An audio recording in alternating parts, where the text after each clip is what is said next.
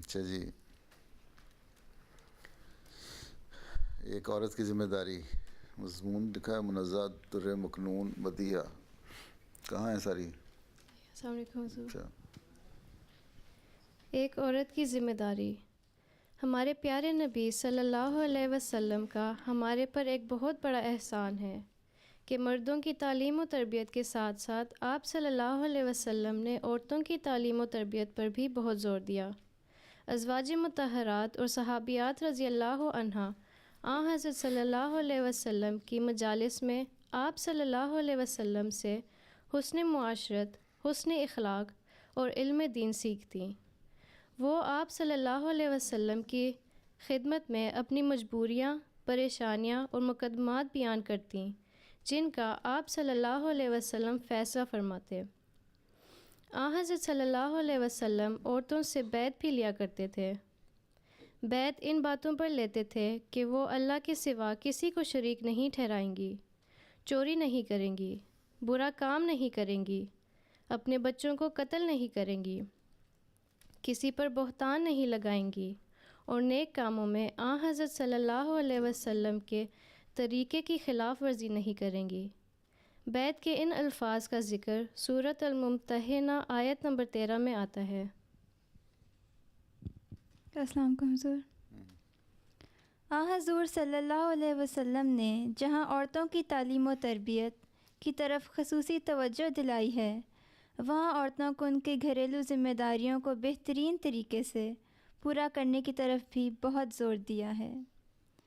حدیث ہے کہ ایک دفعہ حضرت اسماء بنت یزید انصاری رضی اللہ تعالی عنہا حضرت صلی اللہ علیہ وسلم کی خدمت میں عورتوں کی نمائندہ بن کر آئیں اور عرض کیا، حضور میرے ماں باپ آپ صلی اللہ علیہ وسلم پر فدا ہوں۔ اللہ تعالیٰ نے آپ صلی اللہ علیہ وسلم کو عورتوں اور مردوں سب کی طرف مبعوث فرمایا ہے۔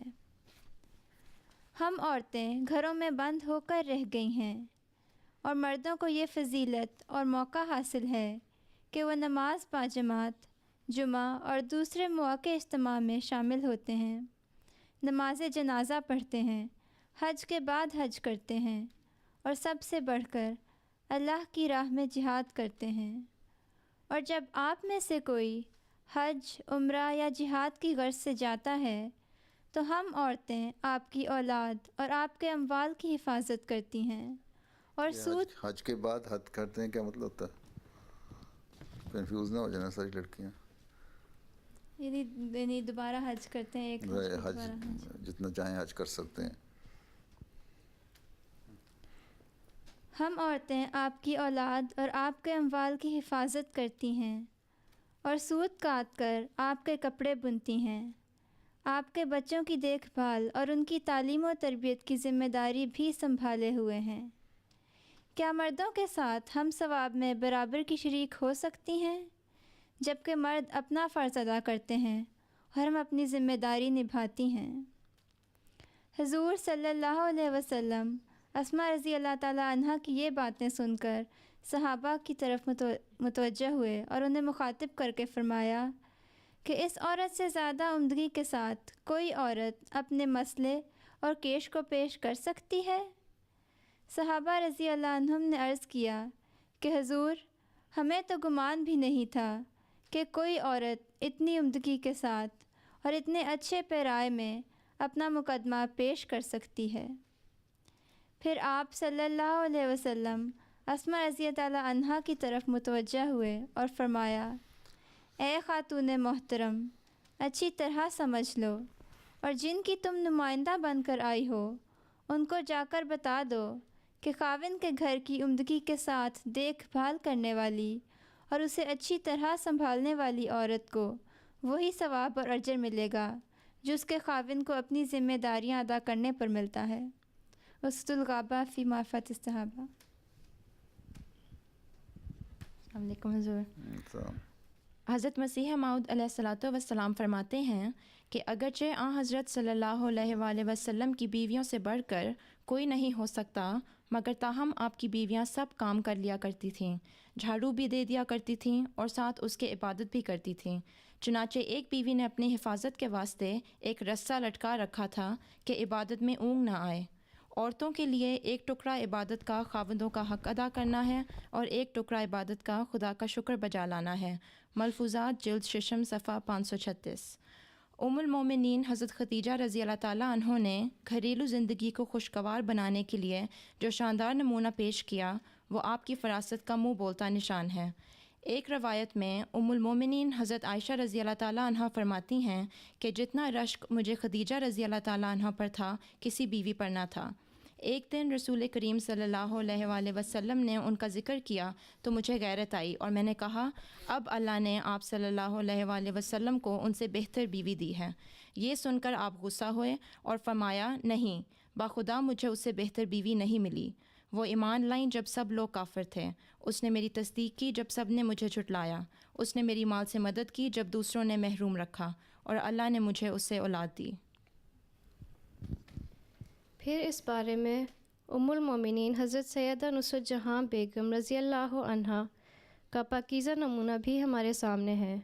جب حضرت مسیح موعود علیہ السلام اور حضرت اماں جان کی شادی ہوئی تو اس وقت حضرت اماں جان رضی اللہ عنہا کی عمر صرف 19 سال تھی۔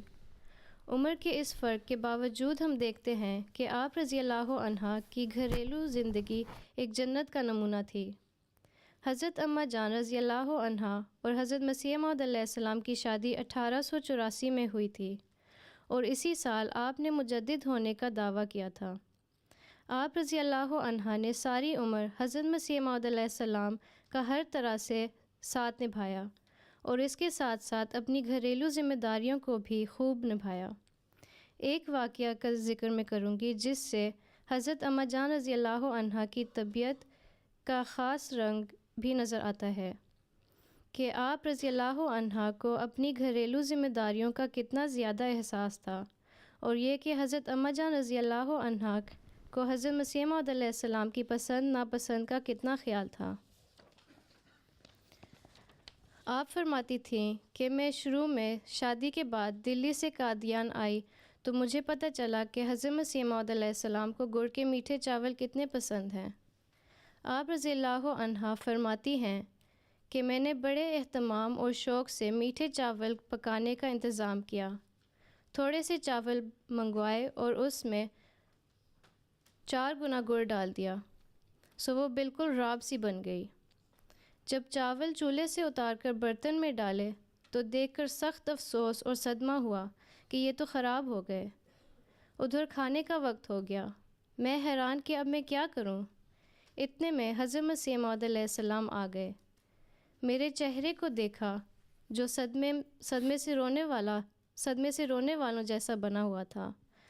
آپ علیہ السلام دیکھ کر ہنسے اور فرمایا کہ چاول اچھے نہ پکنے کا افسوس ہے؟ پھر فرمایا نہیں، یہ تو بہت اچھے ہیں۔ پھر بہت خوش ہو کر کھائے۔ حضرت اماں جان فرماتی تھیں کہ حضرت مسیح موعود علیہ السلام نے مجھے خوش کرنے کی اتنی باتیں کہیں کہ میرا دل بھی خوش ہو گیا۔ اس واقعے میں جہاں ام المومنین حضرت اماں جان رضی اللہ عنہا کی طبیعت کے بارے میں یہ بات پتہ چلتی ہے کہ آپ رضی اللہ عنہا کو حضرت مسیح موعود علیہ السلام کی پسند کا کتنا خیال تھا، وہاں حضرت مسیح موعود علیہ السلام کی اعلیٰ طبیعت کے بارے میں بھی پتہ لگتا ہے۔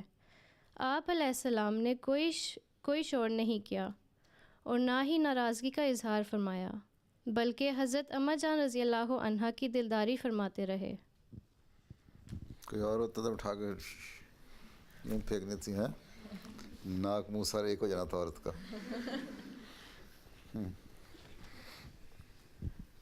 اللہ تعالیٰ نے حضرت مسیح موعود علیہ الصلوۃ والسلام کو مہمانوں کی کثرت سے آنے کی بشارتیں دی تھیں اور یہ بھی بتایا تھا کہ ان سے تھکنا اور گھبرانا نہیں۔ مہمان دن اور رات کسی وقت آ جاتا، مگر حضرت اماں جان رضی اللہ تعالیٰ عنہ نے کبھی حضرت مسیح موعود علیہ الصلوۃ والسلام سے ان مہمانوں کے بے وقت آنے کی شکایت نہ کی اور نہ اپنا دل چھوٹا کیا، بلکہ ہر فرد کے آنے پر خوشی کا اظہار فرماتیں اور اس طرح مہمانوں کا خیال رکھتیں کہ آنے والا اپنے گھر سے زیادہ آرام پاتا۔ حضرت مسیح موعود علیہ الصلوۃ والسلام کو اللہ تعالیٰ نے یہ خبر دی تھی کہ لوگ چاروں طرف سے بکثرت تمہارے پاس آئیں گے، لوگوں سے تھکنا نہیں، اور اس بات کا حضرت اماں جان رضی اللہ تعالیٰ عنہ کو پوری طرح خیال تھا۔ آپ ملنے والیوں سے تھکتی نہیں تھیں، نہ طبیعت خرابی کا خیال آتا تھا، نہ جلسے کی تھکاوٹ کا، اور نہ مہمانوں سے تنگ آتی تھیں، بلکہ ان کی ضرورتوں کو پورا کرنے کا خاص اہتمام فرماتی تھیں۔ ایک دفعہ جلسہ سالانہ کے موقع پر خرچ نہ رہا۔ ان دنوں جلسہ سالانہ کے لیے چندہ جمع ہو کر نہیں آتا تھا، بلکہ حضرت مسیح موعود علیہ الصلوۃ والسلام اپنے پاس سے ہی خرچ فرماتے تھے۔ حضرت میر ناصر نواب صاحب رضی اللہ تعالیٰ عنہ نے آ کر عرض کی کہ رات کو مہمانوں کے لیے کوئی سالن نہیں ہے۔ آپ علیہ السلام نے فرمایا کہ بیوی صاحبہ یعنی حضرت اماں جان رضی اللہ تعالیٰ عنہا سے کوئی زیور لے کر جو کھانے کا خرچ پورا کر سکے فروخت کر کے سامان کر لیں۔ چنانچہ زیور بیچ کر یا گروی رکھ کر حضرت میر صاحب رضی اللہ تعالیٰ عنہ روپیہ لے آئے اور مہمانوں کے کھانے کا بندوبست کیا۔ ام المومنین حضرت اماں جان رضی اللہ تعالیٰ عنہا کو عورتوں کی تعلیم و تربیت اور اصلاح و احوال کا بہت خیال رہتا تھا۔ ہر گھر کے حالات کے مطابق گھر اور لباس کی صفائی، بچوں کی دیکھ بھال، ان کی تعلیم و تربیت، گھر کے کام کاج کے متعلق ہدایات اور نصائح فرماتی تھیں۔ ایک دفعہ کسی کے گھر گئیں تو صحن میں لکڑیاں پھیلی ہوئی تھیں تو فرمانے لگیں، بیوی تمہارا میاں کیا سوچے گا، تمہاری سسرال کیا کہے گی، گھر میں سلیقہ نظر نہیں آ رہا۔ عورت کی اصل خوبی اس کا سلیقہ ہے، نیکی اور سلیقہ ہی عورت کی پہچان ہے۔ ام المومنین حضرت اماں جان رضی اللہ تعالیٰ عنہا کے بعض نصائح عورتوں کے لیے۔ حضرت سیدہ نواب مبارکہ بیگم صاحبہ رضی اللہ تعالیٰ عنہا حضرت اماں جان رضی اللہ تعالیٰ عنہا کی چند نصیحتوں کا ذکر کرتے ہوئے فرماتی ہیں کہ اپنے شوہر سے پوشیدہ یا وہ کام جس کو ان سے چھپانے کی ضرورت سمجھو ہرگز کبھی نہ کرنا۔ شوہر نہ دیکھے خدا دیکھتا ہے، اور بات آخر ظاہر ہو کر عورت کی وقت کھو دیتی ہے۔ اگر کوئی کام ان کی مرضی کے خلاف سرزد ہو جائے تو ہرگز کبھی نہ چھپانا، صاف کہہ دینا، کیونکہ اس میں عزت ہے، اور چھپانے میں آخر بے عزتی اور بے وقری کا سامان ہے۔ کبھی ان کے غصہ کے وقت نہ بولنا، تم پر یا کسی نوکر یا بچے پر خفا ہوں اور تم کو علم ہو کہ اس وقت یہ حق پر نہیں، جب بھی اس وقت نہ بولنا۔ غصہ تھم جانے پر پھر آہستگی سے حق بات اور ان کا غلطی پر ہونا ان کو سمجھا دینا۔ غصے میں مرد سے بحث کرنے والی عورت کی عزت باقی نہیں رہتی۔ اگر غصے میں کچھ سخت کہہ دیں تو کتنی حد تک کا موجب ہے۔ ان کے عزیزوں کی اولاد کو اپنا جاننا، کسی کی برائی تم نہ سوچنا، خواہ تم سے کوئی برائی کرے، تم دل میں سب کا بھلا ہی چاہنا اور عمل سے بھی بدی کا بدلہ نہ کرنا، پھر دیکھنا خدا تمہارا بھلا ہی کرے گا۔ حضور اب کچھ لڑکیاں اس بارے میں سوال کرنا چاہتی ہیں۔ جن کی شادی ہوئی ہے وہی سوال کر سکتی ہیں۔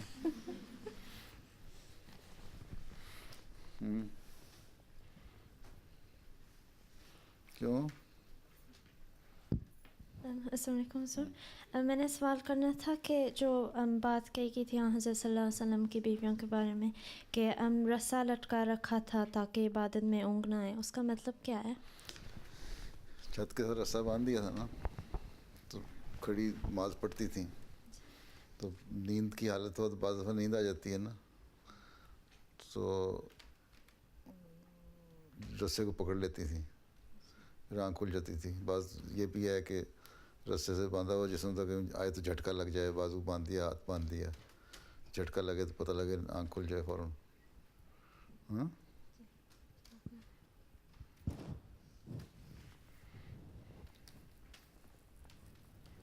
تم نے جواب دینا تھا، دو آپ جواب۔ رسا لٹکایا کس نے پڑھا تھا؟ بتاؤ کیا ہے، جواب دو۔ حضور آپ نے زبردست جواب دے دیا، یہی مطلب تھا۔ تم نے کیا سوچا ہوا تھا؟ میں نے بھی یہی سوچا تھا، اسی قسم کا کچھ ہوتا کیا قسم بتا دو اپنی؟ کہ یہی کہ یعنی رسا کسی باڈی پارٹ ساتھ کنیکٹڈ ہے کہ ذرا سے انسان کو اونگ آئے تو واپس کھینچ لے اس کو۔